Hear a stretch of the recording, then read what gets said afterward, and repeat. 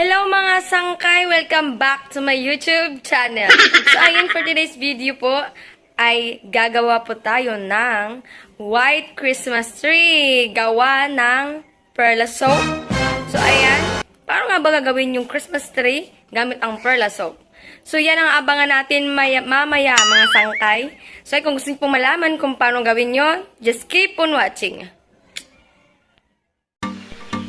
So ayan mga sangkay, ayan na po yung puno na gawin natin Christmas tree.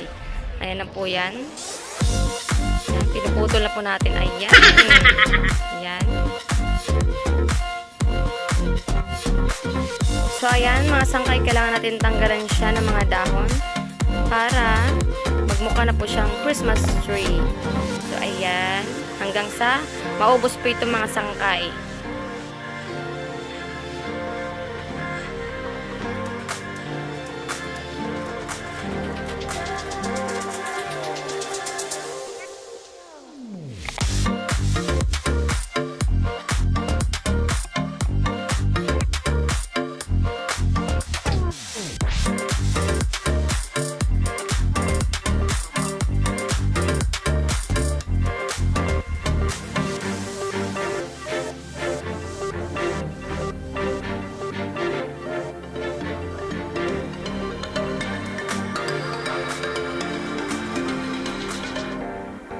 So, ayan mga sangkay, tapos na po yung Christmas tree natin. Ayan na.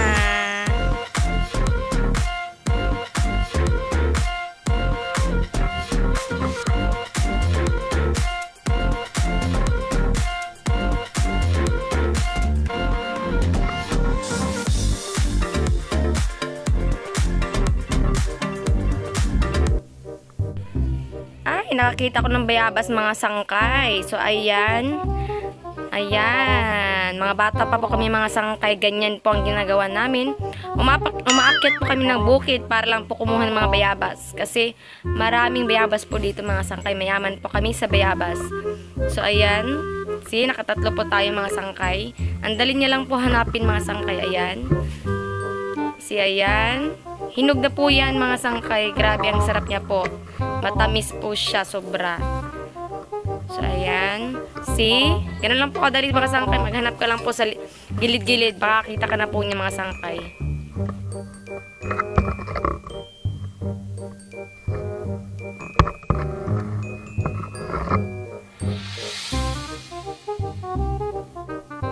So, ayan mga sangkay, yung manggium tree natin. Kumuha po ulit kami ng tatay ko kasi nabali po yung unang kinuha naming Christmas tree. Ang saklap. Ayan. Hello mga sangkay, so ayan, gagawin na po natin yung white Christmas tree natin out of perla soap. So ayan, kung magtataka kayo, bakit perla soap? Paano po ba gagawin yun eh? Perlang sabon nga po yun, di ba? So ayan, ipapakita ko po sa inyo kung paano po gumawa ng Christmas tree gamit ang perla soap. So ayan, let's begin.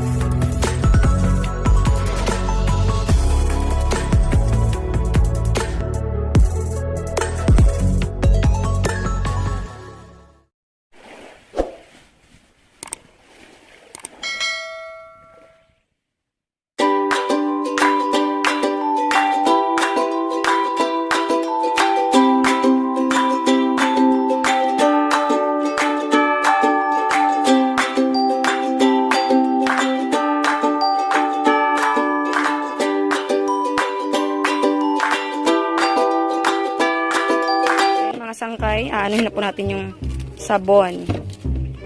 Kasi nakabit na po natin yung Christmas tree sa lata. Ni-recycle ko lang po.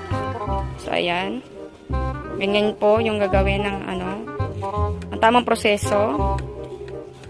Yan. So, ayan mga sangkay, tapos na po kayurin yung perla. 5 piraso po yun. Depende po sa laki ng Christmas tree nyo. Kayo lang po yung mag-decide kung ilan po yung gusto nyo. Basta magkasya po siya. So, ayan, tutunawin na po natin yung perla soap hanggang sa lumapot po siya mga sangkay.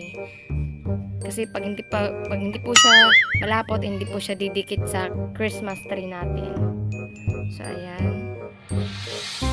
Mas mabilis kasi mga sangkay tunawin pag makakayod kasi sa buo po siya. Ayan. Antayin lang po natin siyang matunaw lahat at lumapot. So, ayan mga sangkay, nalapit na po siya. Ayan. Yay! Ayan. Ready na po siya mga sangkay. Ganyan po yung tsura niya pag malapot na po siya. Ayan. So, ayan. Kita po natin siya. Ayan. Makita niyo po mga sangkay. Para po siyang icing ng cake. Ayan. Ganyan po yung tsura niya. Hindi po kayo maniwala mga sangkay pero didikit po talaga siya. Ayan. Makita niyo naman po. Pumuti po yung mangyum tree natin. So, ayan. Makita niyo po mamaya lang yung buong resulta nito. Pag lahat na po siya nakabitan. Maganda po siya mga sangkay. So, ayan.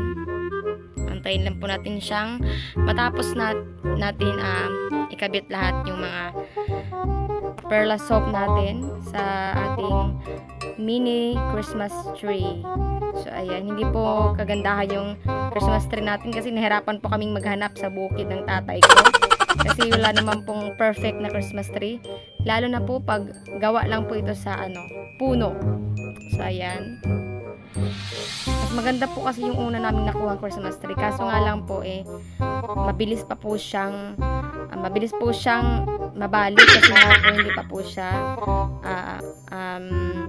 matanda. Kaya po ganun po kabilis mabali. So, ayan, pinalitan po namin ng tatay ko. Ayan po, matibay pong puno yan kasi mangyum po yan. So, ayan. Ganun lang po kadali mga sangkay. Napaka-affordable po nito mga sangkay.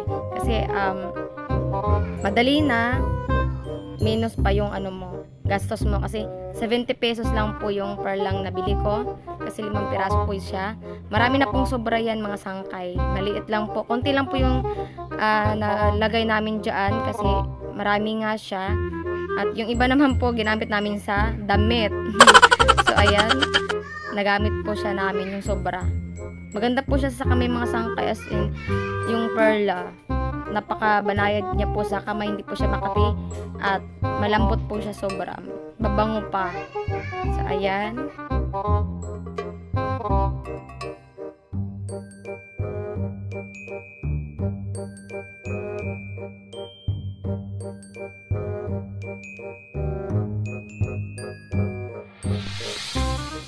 Yay! Tapos na ang ating white Christmas tree. Oh my God! Wow! So, ayan mga sangkay. Tapos na po nating lagyan ang ating Christmas tree. So, ayan. Tada! Tapos na po siya. Antayin na po natin siyang matuyo at tumigas. Para ready na po siya nating lagyan ng any decorations na gusto natin ilagay. So, ayan.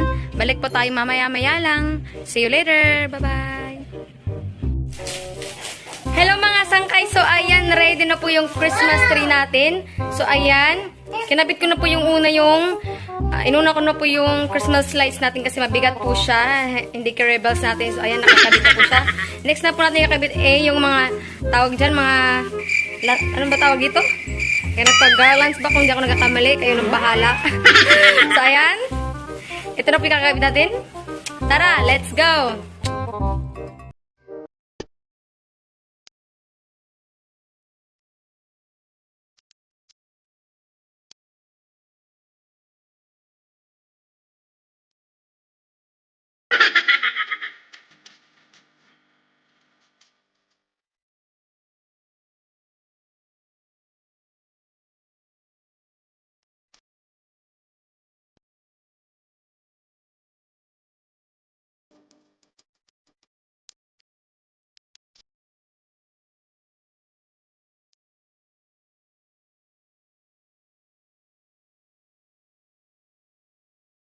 ginagawa mo?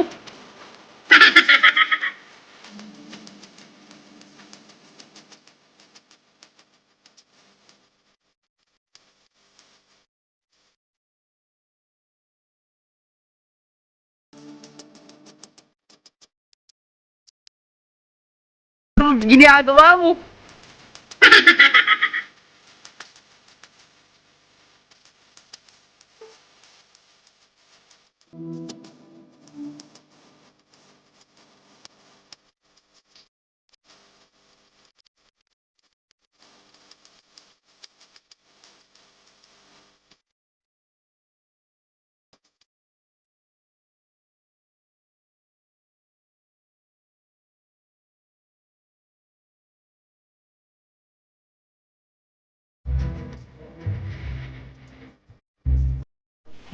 Yay! So, ayan mga sangkit, tapos na po ang ating white Christmas tree.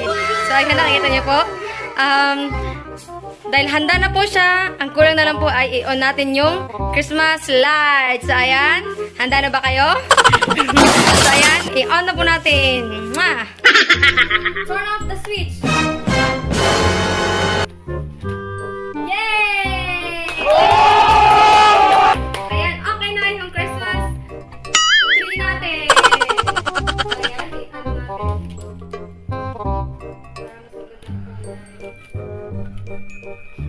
Ginagawa mo?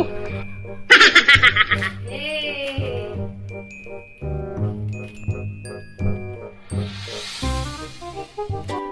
Okay, so ayan mga sangkay, ganun lang po kadali gumawa ng white Christmas tree. Gamit yung Perla soap. So ayan, sana po may natutunan po kayo kung paano gumawa na ito. Ganun lang po kadali sa halagang 70 pesos lang po yan, 5 pirasong Perla. So ayan, nakagawa na po tayo.